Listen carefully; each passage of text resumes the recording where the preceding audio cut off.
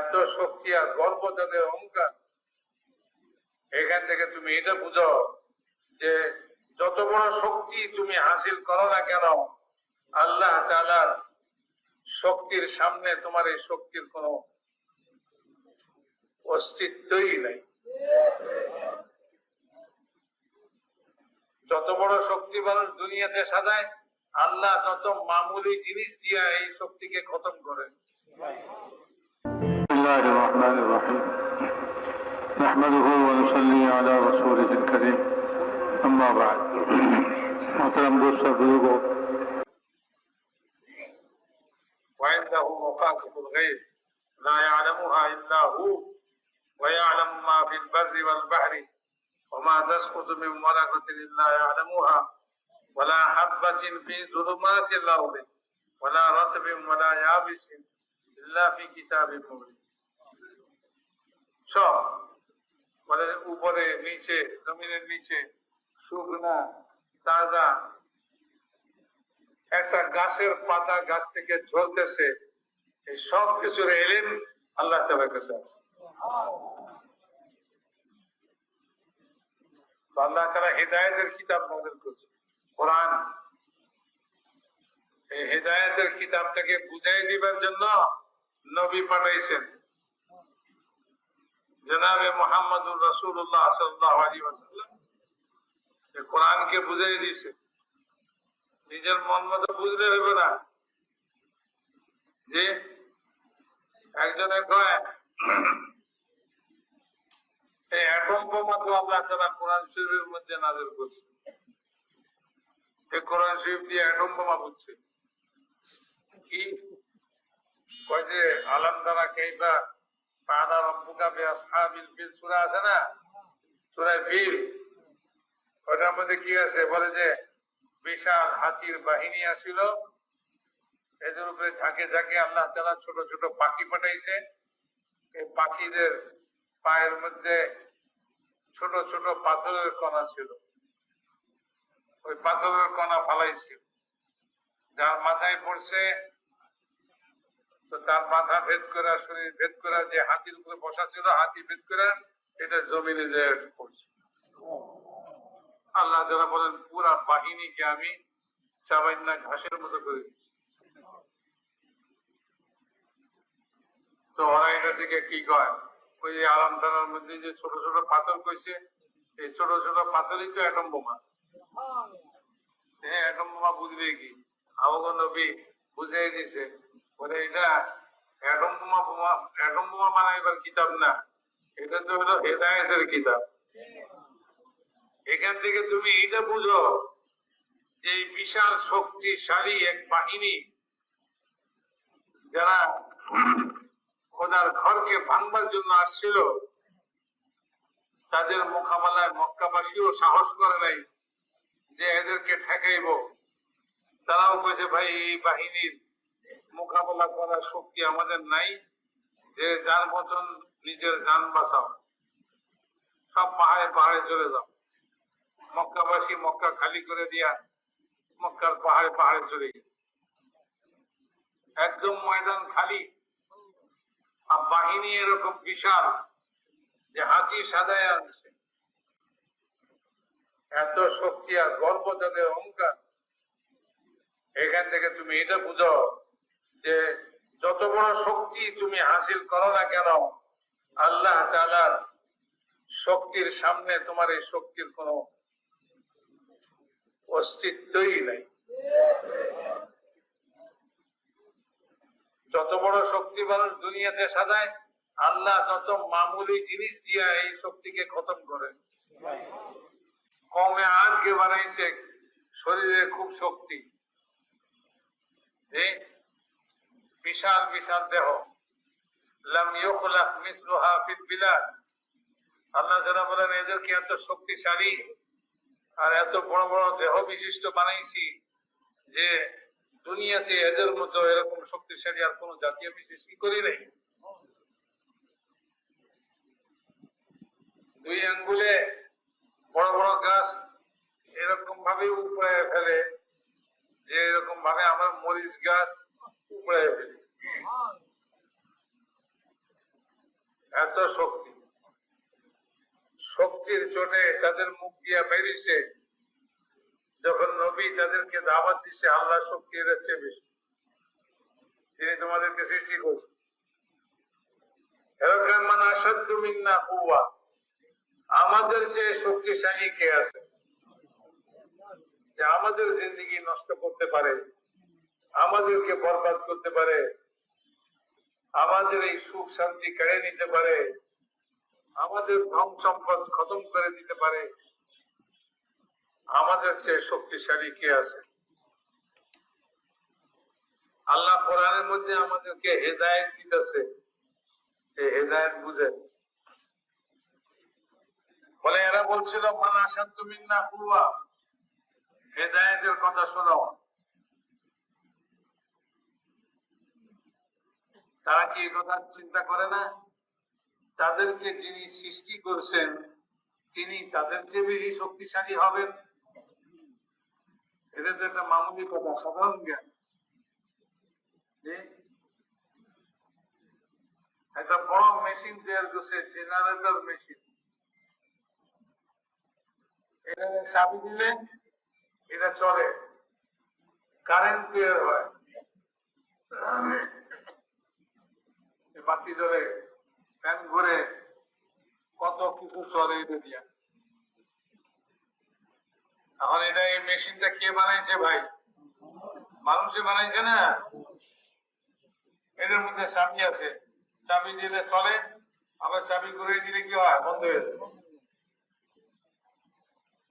এখন এই মেশিন সে যদি অহংকার করে, সে যদি এই কথা বলে আমার যে শক্তিশালী কে আছে, আমি এত পাওয়ার তৈরি করি, এত কারেন্ট তৈরি করি, এই কারেন্ট লাগলে মানুষ পর্যন্ত মরে যায়, আমার মতন এরকম শক্তিশালী কে আছে? তো যে বানাইছে সে কি কয়? এত পড়াই করিস না, তোর কান আমার হাতে ধরা, আমি ঘুরে দিব, বন্ধ হয়ে যাবে, সব শেষ। মানে এক একটা পার্ট যেটা লাগাইছিল স্ক্রু দিয়ে, এগুলি সব খুইলা সব পার্টস আলাদা আলাদা করে ছুঁয়ে দিছে। এবার বানানিওয়ালা কয়, এবার তুই অহংকার কর দেখি, তুই এবার কারেন্ট বানা দেখি। তো এই মেশিনের কোন ক্ষমতা আছে তখন? মানুষও তাই। আমাদের সৃষ্টিকর্তা, সৃষ্টি করলে মানে আল্লাহ, তার হাতেই সব শক্তি। তিনি আমাদের জান দিছেন, যখন ইচ্ছা এই জানটা বের করে নিয়ে দিব। দুনিয়ার কোন শক্তি নাই এই জানটাকে আটকাইয়া রাখতে পারে, অথবা বাইর করার পরে আবার ফিরে আনতে পারে। ফালাউলা ইন কুনতুম গায়রা মাদিনিন তারজিউনাহা ইন কুনতুম সাদিকিন। মানে মৃত্যুর পরে আবার তোমার এই শরীরটাকে সৃষ্টি করে আল্লাহ এটার ভিতরে তোমার ওই জানকে ঢুকাইব, তোমাকে কিয়ামতের দিন তোমাকে খাড়া করবো। এই হেদায়েতের কথা, এটা বুঝো, এটা বুঝে চলো তুমি দুনিয়াতে। তুমি রব্বুল আলামিন, তোমার সৃষ্টিকর্তা, তার সামনে খাড়া হবে, তোমার প্রত্যেকটা কথা হিসাব নেওয়া হবে, জবাব দিতে হবে তোমাকে, যে তুমি এই কথা কেন বলছিলা। মা লিহাযাল কিতাব লা ইউগাদিরু সাগীরাতান ওয়ালা কাবীরাতান ইল্লা আহসাহা মা ইয়ালফিযু মিন কাওলিন ইল্লা লাদাইহি রাকীবুন আতীদ। হেদায়েতের কথা শুনাই দিছে কোরআনের মধ্যে। কি বলে যে কোন কথা তোমার মুখ দিয়া যখনই বাইর হয়, সেই মুহূর্তে একজন মজবুত ফেরেশতা তোমার কথা লিখনেওয়ালা উপস্থিত আছে। কোন কথা ছুটবে না। তুমি কিয়ামতের দিন তোমার ওই আমলনামা দেখবে, আর তোমাকে বলা হবে ইকরা কিতাবাক কাফা বিনাফসিকা আল-ইয়াওমা আলাইকা হাসিবা। তুমি তোমার আমলনামা পড়ো, তোমার বিচার আর কেউ করন লাগবে না, তোমার বিচার তুমিই করবা সেদিন। যে তোমার বিচার তুমিই করবে, তোমার আমলনামা তুমিই দেখো। হেদায়েতের কিতাব কোরআন লৌহে মাহফুজে লেখা আছে, ওই হেদায়েতের কিতাব দেখো আর তোমার আমলনামা দেখো। তোমার হিসাব তুমি করো, তোমার বিচার তুমি করো। এরকম একদিন আসবে, বলে মাটির সঙ্গে মিশে গেলে কে পয়দা করবে?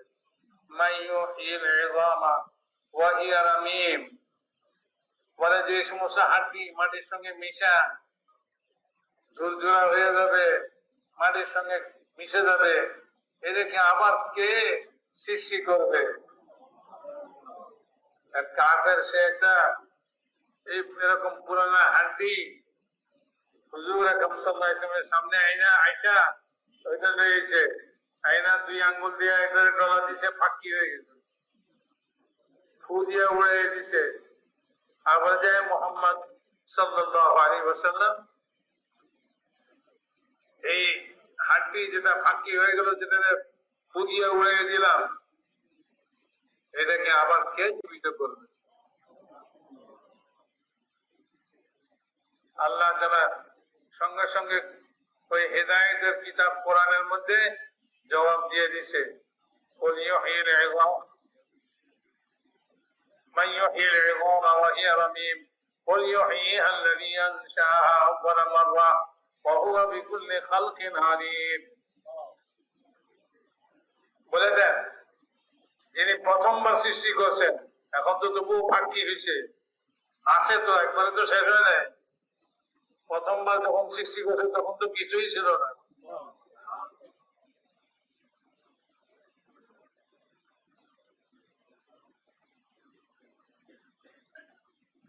তখন তো কিছুই ছিল না।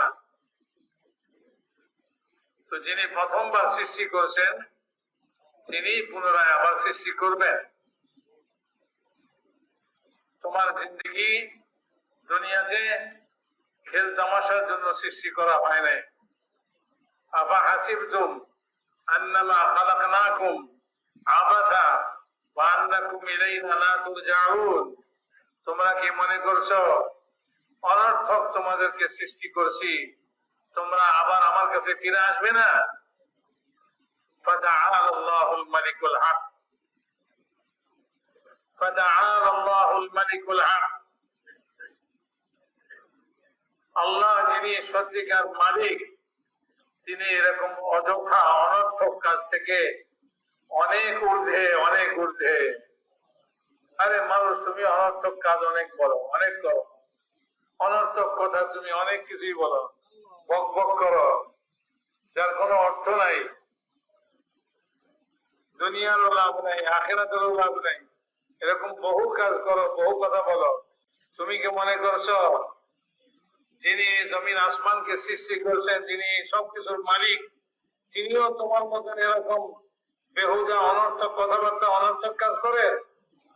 এটা থেকে তিনি অনেক ঊর্ধ্বে, অনেক ঊর্ধ্বে, তার মর্যাদা অনেক উপরে। তিনি বেহুদা কাজ করেন না, অনর্থক কাজ করেন। লা ইলাহা ইল্লা হুয়া রাব্বুল আরশিল কারীম।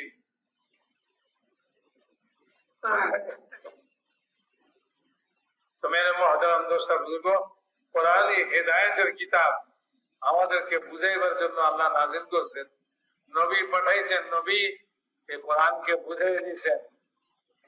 আমি আরবি ভাষা শিক্ষা আমার বুঝ মতন কোরআন শরীফ বুঝলে হইব না, রাস্তা হেদায়েত পাইব না। নবী যেমনে হেদায়েত কোরআনকে বুঝাইছে, অমনে কোরআনকে বুঝতে হবে। তো নবী কেমনে বুঝাইছে এটা আমরা তো ভাই খেতে কাম করি, আমরা তো দোকানদারি করি, ব্যবসা বাণিজ্য করি, আমাদের তো সময় আছে। বলে আল্লাহ তাআলা কিয়ামত পর্যন্ত জন্য ফয়সালা করছেন যে কোরআনকে নাযিল করছেন, তিনি এই কোরআনকে হেফাজত করবেন। আলেমদের সিনার ভিতরে, হাফেজদের সিনার ভিতরে কোরআনের শব্দগুলিকে হেফাজত করে দিচ্ছে, আর কোরআনের অর্থ এবং কোরআনের তাফসীরকে উলামায়ে কেরামের সিনার ভিতরে আল্লাহ তাআলা হেফাজত করে দিয়েছেন কিয়ামত পর্যন্ত। ওলামাদের সিলসিলা চলতে থাকে। যখন আল্লাহ কিয়ামত কায়েম করতে চাইবেন তখন ওলামাদেরকে দুনিয়া থেকে উঠাইয়া নিয়ে যাবেন, তাদেরকে মওত দিয়ে দিবেন। সমস্ত ওলামায়ে কেরাম দুনিয়া থেকে বিদায় হয়ে যাবে। একজন মানুষ সারা দুনিয়াতে কোরআন বুঝানেওয়ালা, কোরআন জাননেওয়ালা একজন মানুষও থাকবে না। যখন আল্লাহ তাআলা তার কোরআনকে জমিন থেকে এভাবে উঠাই দিবেন, এরপরে সারা দুনিয়ার মানুষ বলে যে গুমরাহির মধ্যে চলবে, অন্ধকারের মধ্যে চলবে, তাদের কাছে হেদায়েতের কিতাব নাই। আল্লাহ তাদের উপরে কিয়ামত কায়েম করবে, সিংহা ফুঁক দিবে। হুজুর আকরাম সাল্লাল্লাহু আলাইহি ওয়াসাল্লাম বলেন, একজন দোকানদার, একজন খরিদ্দার বেচা কিনা করছে, পয়সা সামান লেনদেন কইরা সারে নাই, সিংহার আওয়াজ তাদের কানে বাজবে।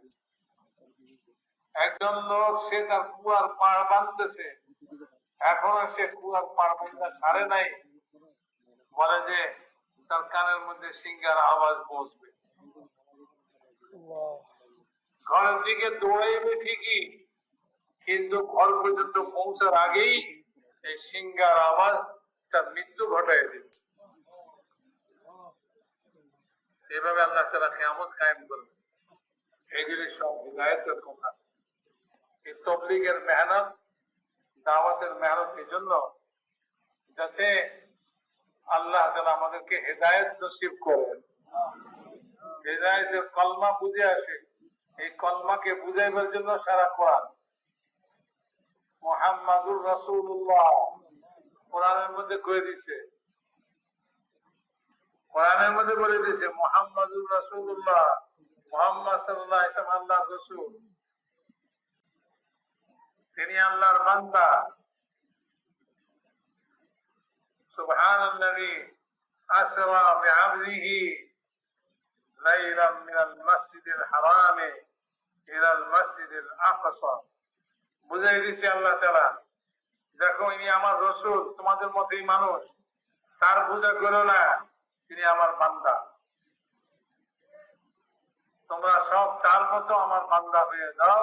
আমি নমুনা হিসাবে মুহাম্মদ সাল্লাল্লাহু আলাইহি ওয়াসাল্লামকে পাঠাইছি বন্দেগী শিখাইবার জন্য। হুজুর আকরাম সাল্লাল্লাহু আলাইহি ওয়াসাল্লাম তার তরিকা, তার সমস্ত আমল বন্দেগী ওয়ালা আমল। তুমি আমার বান্দা হইতে চাও, মুহাম্মদ সাল্লাল্লাহু আলাইহি ওয়াসাল্লামকে দেখো। মেরে মুহতারাম দোস্ত বুজুর্গ, যত ইবাদত আমরা করি, নামাজ, রোজা, হজ, যাকাত, এসব মুহাম্মদ সাল্লাল্লাহু আলাইহি ওয়াসাল্লামের মাধ্যমে আল্লাহ তাআলা তার বান্দাদেরকে দিয়েছেন। এগুলি দ্বারা বন্দেগী প্রকাশ করো। ইহাকে তোমাকে তো আমি মাত্র শুধুমাত্র আমার বন্দেগী করার জন্যই সৃষ্টি করেছি, আর কোনো কাজের জন্য সৃষ্টি করিনি। ওমা খালাকতুল জিন্না ওয়াল ইনসা ইল্লা লিয়াবুদুন। এমন একজন যে জানে না, সে কি হয়, আয়াতটা কিরকম আয়াত করবে? আল্লাহ শুধু আমাদেরকে ইবাদত করার জন্য পয়দা করছে, আমরা খাবো না? আমরা পেশাব পায়খানা করুন না, আমরা ব্যবসা বাণিজ্য করুন না, খালি সারাক্ষণ মসজিদে বেরোবে আল্লাহ আল্লাহ করুক, আর সারাক্ষণ মসজিদে বেরোবে নামাজ পড়ুক। বেচারা বুঝে না কোরআনের অর্থ। হুজুর আকরাম সাল্লাল্লাহু আলাইহি ওয়াসাল্লাম বুঝিয়ে দিয়েছেন, ওলামায়ে কেরাম ওইটাকে বুঝিয়ে দিব, ওলামাদের কাছে যাও। নিজে নিজে কোরআন শরীফের তরজমা তাফসীর পড়তে দেও না, কোন আলেমের কাছে কোরআনের তরজমা তাফসীর পড়ো, নাহলে তুমি বিভ্রান্ত হয়ে যাবে, গুমরাহ হয়ে যাবে। এই জন্য ওলামায়ে কেরাম বুঝিয়ে দিবেন বন্দেগী কি জিনিস। 24 ঘন্টা বন্দেগী। কিরকম? বলে যে যখন নামাজ পড়তে কইছে তখন নামাজে খাড়াই দেবা, এটাই বন্দেগী। তুমি যদি বলো যে না এখন নামাজ পড়তে কইছে এখন আমি নামাজ পড়ব না, এখন তো আমি জিকির করব, বলে তুমি যত উঁচা দরজার জিকিরই করো না কেন, তুমি বন্দেগী করো নাই। বলে ফজরের নামাজ 2 রাকাত ফরজ করছে, 2 রাকাত সুন্নাত। বলে না কি 2 রাকাত আমার মন বলে না, আমি তো 10 রাকাত পুরো ফজরের নামাজ হইব নাকি ভাই? বলে না 2 রাকাত করছে, 2 রাকাত। আরে আমি এখন তো সময় আছে, অফিস করে নাই, দোকান খোলার সময়ও হয় নাই, খেতে যাওয়ার সময়ও হয় নাই, এখন তো সময় আছে। এখন তো বেশি করে নামাজ পড়ানোর জন্য বলা উচিত ছিল, কমসে কম 4 রাকাত করে দিত ফজরের নামাজ, ফরজ নামাজ 4 রাকাত। মানে না না, যেটা কইছে এটা মানো, তাহলে তুমি বান্দা বন্দেগী করবে। মানে জোরের সময়, এত বেচা কিনার সময়, এত কাম কাজের সময়, এই সময় লাগাই দিছে 4 রাকাত, এই সময় 2 রাকাত করে দিত। বলে না তোমারে বন্দেগীর জন্য পয়দা করছে, 24 ঘন্টা বন্দেগী, তোমাকে 4 রাকাত করে 4 রাকাত করো। আবার যে এই নামাজ, রোজা, হজ, যাকাত এগুলি ছাড়া বাকি যে তোমার জিন্দগির প্রয়োজনীয় যত কাজ আছে, এই সমস্ত কাজকে যদি তুমি হযরত মুহাম্মদ সাল্লাল্লাহু আলাইহি ওয়াসাল্লামের তরিকা মতো করো, তাহলে সেটাও বন্দেগী, সেটাও বন্দেগীর মধ্যে শামিল।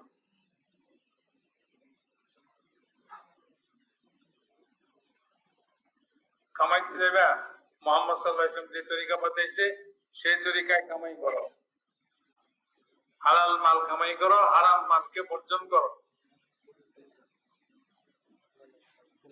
তোমার এই কামাইয়ের মধ্যে যে কষ্ট তুমি করবে, এমন এমন গুনাহ আল্লাহ তোমার মাফ করবেন, যে গুনাহ নামাজ দিয়েও মাফ হয়।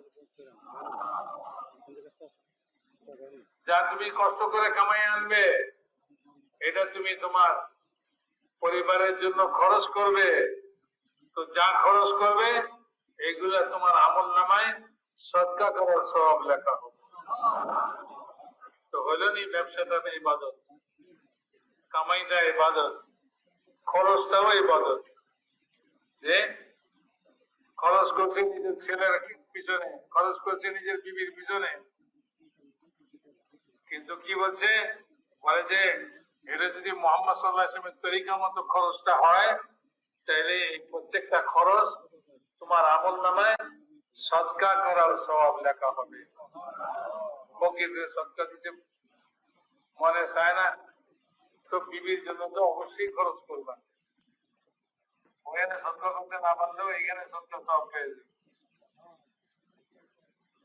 আরে কোন ফকিরের যদি সদকা করতে নাও পারে, যদি হাসি মুখে তাকে বিদায় করে, কি করে ভাই?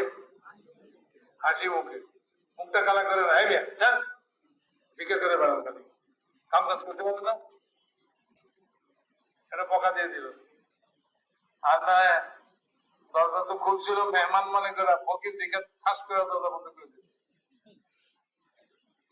ফকির খাই। তো মুখ কালো করে আর ফকিরকে ধমক দিয়া বিদায় করাচ্ছে। যদি একজন লোক ফকিরকে তার কাছে যাওয়ার মতো কিছু না থাকে, হাসি মুখে যদি বিদায় করে, তো বলে যে হাসি মুখটাই তার আমল নামায় সদকার সওয়াব লেখা।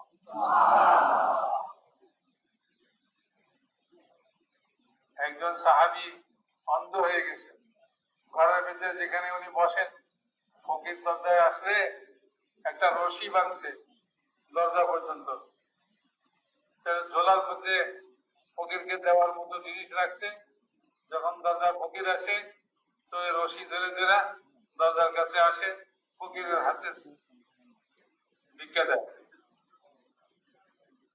তো ওনার কাছ কাছে অনেক লোক উপস্থিত ছিল, তারা বললো, হুজুর আপনি এত কষ্ট করলেন, আমাদেরকে কইলেই তো আমরা দিয়ে দিতাম, আপনি বিচার রশি ধরে ধরে দরজায় গেলেন, এত কষ্ট করার কি দরকার ছিল? উনি বললেন যে না, আমি রাসূল পাক সাল্লাল্লাহু আলাইহি ওয়াসাল্লামের কাছ থেকে শুনছি, যে ব্যক্তি নিজ হাতে সদকা করে সে খারাপ মৃত্যু থেকে বেঁচে যাবে, ঈমান হারা হয়ে মরবে না,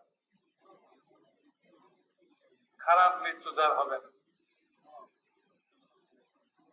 চিন্তা করেন, জিন্দেগির প্রত্যেকটা কাজ,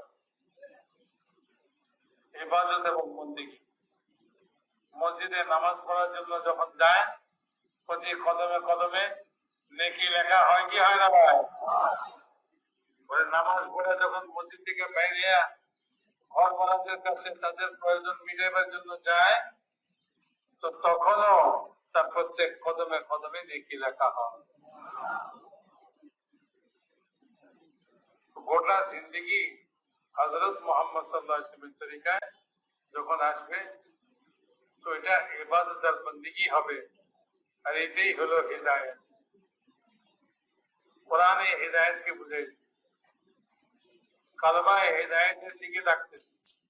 দেখো, আর কারোর সামনে মাথা নয়, কারো কাছে চাইও না, কারো কাছে নিজের প্রয়োজনের কথা বলো না। তোমার প্রয়োজনের কথা বলতে হলে এক আল্লাহর কাছে বলো। কাউকে ভয় করে না, ভয় করলে এক আল্লাহকে করো। কারো কাছে আশা করো না, আশা করলে এক আল্লাহর কাছে আশা করো। তোমার কি চাই? খানা চাই, খানা দিতে সক্ষম তিনি। পানি চাই, পানি দিতে সক্ষম। যে মরুভূমিতে পিপাসায় কাতর দোয়া করতেছে, হে আল্লাহ পানি, এই মরুভূমিতে কোথাও পানি নাই, পানি দিব কোত্থেকে? বলে যে সঙ্গে সঙ্গে মেঘ আইতেছে, মেঘ থেকে পানি বর্ষণ হইতেছে, পানি পাই। একজন কারাগারে বন্দী, যে কারাগারে জেলখানায় বন্দী, তার গোসলের প্রয়োজন, ফরজ গোসলের প্রয়োজন হয়ে গেছে। এখন জেলখানার যে মাতবর, ভাই আপনি তো খাওয়ার পানি দিবেন প্রতিদিনের জন্য, তো 2 দিনের খাওয়ার পানি একবারে দিয়ে দেন, আমি গোসলটা করে পাইলে না, পাইবা না, দিনেরটা দিনে পাইবা, যতটুকু দেয়া তুমি দিয়ে গোসল হয় না। দোয়া করছি, আল্লাহ পানির দরকার। জেলখানার ভিতরে মেঘ ঢুকছে, তাহলে গোসলের পানি দিয়া মেঘ গেছে, সবই পারে আমরা। একজনের সুই পড়ে গেছে সমুদ্রে, নৌকার ভিতরে পয়সা ছিল, সমুদ্রে সুই পড়ে গেছে। সে কোথায় আনলাম আমার সুই, সঙ্গে সঙ্গে ওই সুই পানির উপরে বাইসে উঠে। কোনটা না পারে আল্লাহ? সবই পারে, হায়াত দিতে পারে, মত দিতে পারে, কেউ ঠেকাইতে পারে। যত অ্যাটম বোমাই বানায়, যে বানাইছে হেরও মত দিব। যে দেশওয়ালা বানাইছে সে দেশের প্রেসিডেন্টেরও মত দিব,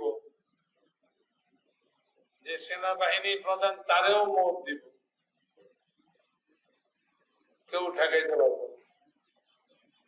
যে ওয়ালাউ কুনতুম ফি বুরুজিম মুশাইয়াদা, যদিও মজবুত দুর্গের ভিতরে তুমি বাস করো, মত তোমাকে সেখানে যেয়ে ধরবে। ইউদরিকুমুল মউত।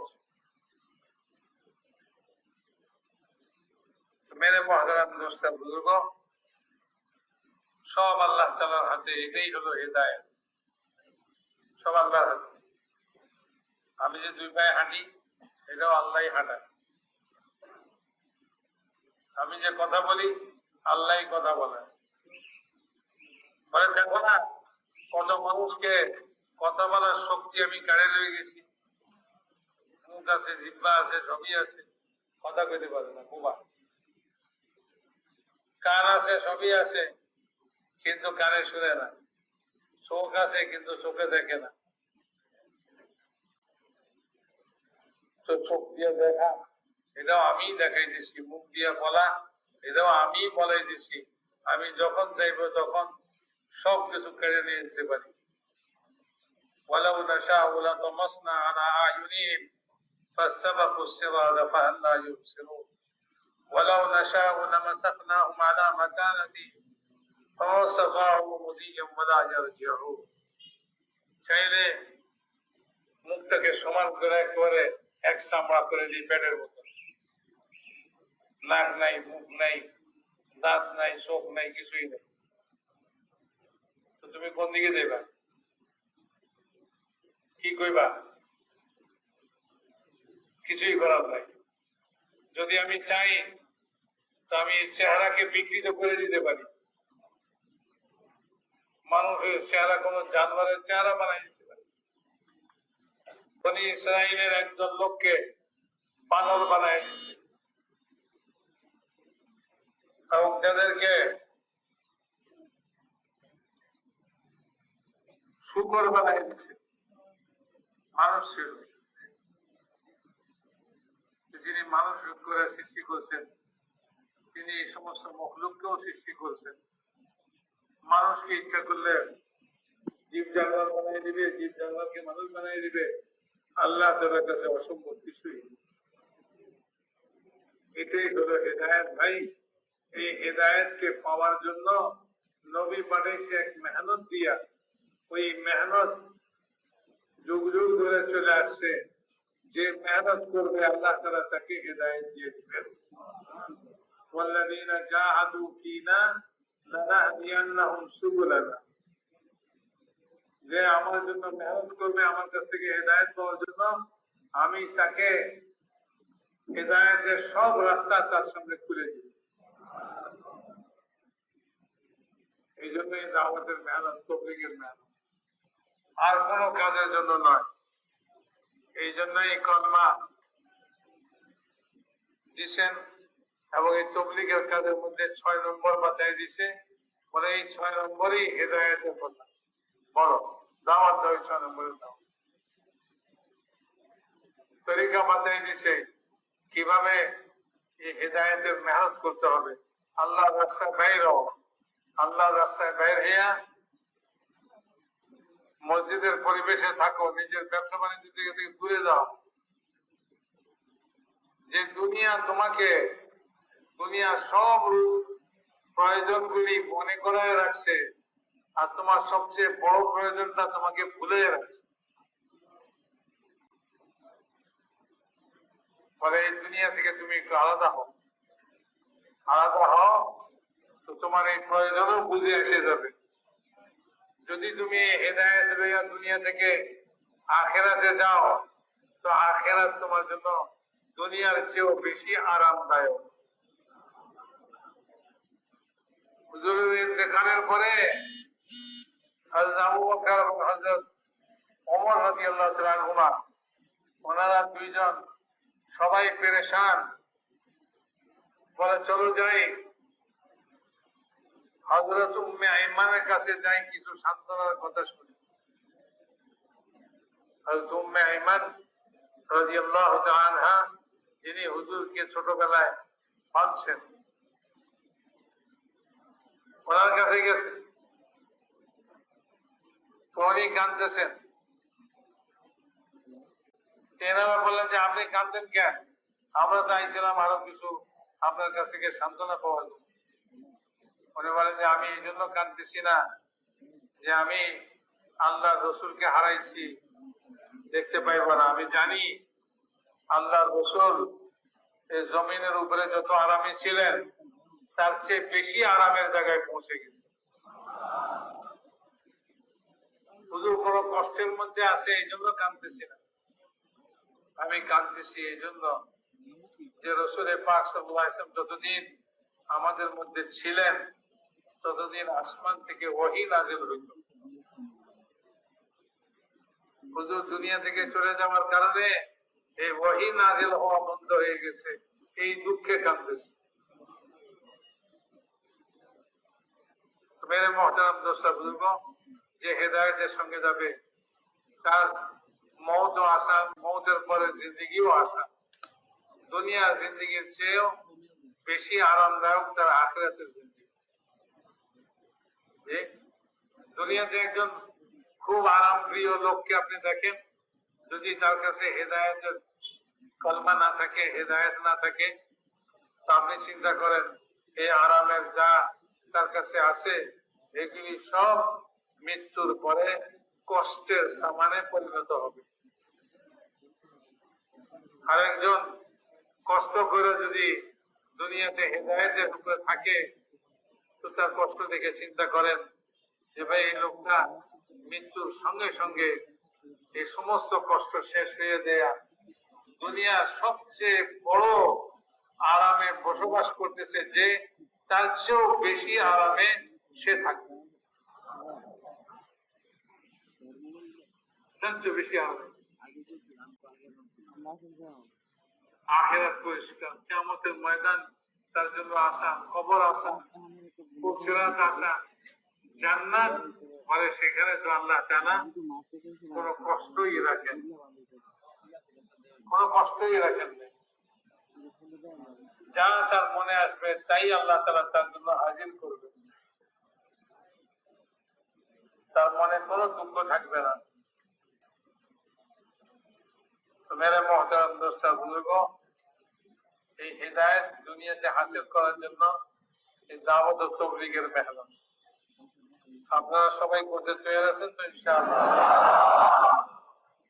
দেখেন বিভিন্ন রকমের অবস্থার কারণে আমাদের অনেকের চিল্লা কাজা হয়ে, ঠিক কিনা ভাই? অনেকে 3 চিল্লা এখনো দিতে পারিনি। যাদের 3 চিল্লা হয়েছে, অনেকে বিদেশে যাওয়ার জন্য নাম লেখাইছিলাম আগে, এখন তো ওইটা ভুলেই গেছি। আচ্ছা, এরকম এই মজমার মধ্যে কারা কারা আছেন যারা বিদেশের জন্য নাম লেখাইছিলেন, বিদেশে যাওয়ার ইরাদা করছিলেন, এখন আর এটা চিন্তা করতেছেন না, অথবা 3 চিল্লা হয়ে গেছে, বছরের চিল্লাও হয়ে গেছে, বিদেশে সফর করবার সব রকম শব্দ পূরণ হয়ে গেছে, এরকম সফর করার জন্য কে কে তৈরি আছেন? দাঁড়ান দেখি ভাই। বিদেশে সফর করার জন্য মাশাআল্লাহ, বিদেশে সফর করার জন্য ভাই যাদের 3 চিল্লা হয়ে গেছে, বছরের চিল্লা হয়েছে, আপনারা বিদেশে যাওয়ার জন্য এখন চেষ্টা করা শুরু করলে ইনশাআল্লাহ আল্লাহ তাআলা চায় তো দূর দূরান্তে লয়ে যাবে। যারা 3 চিল্লা হয়ে গেছে, সফর হয় নাই বা আগে ইরাদা করছিলাম করতে পারি নাই,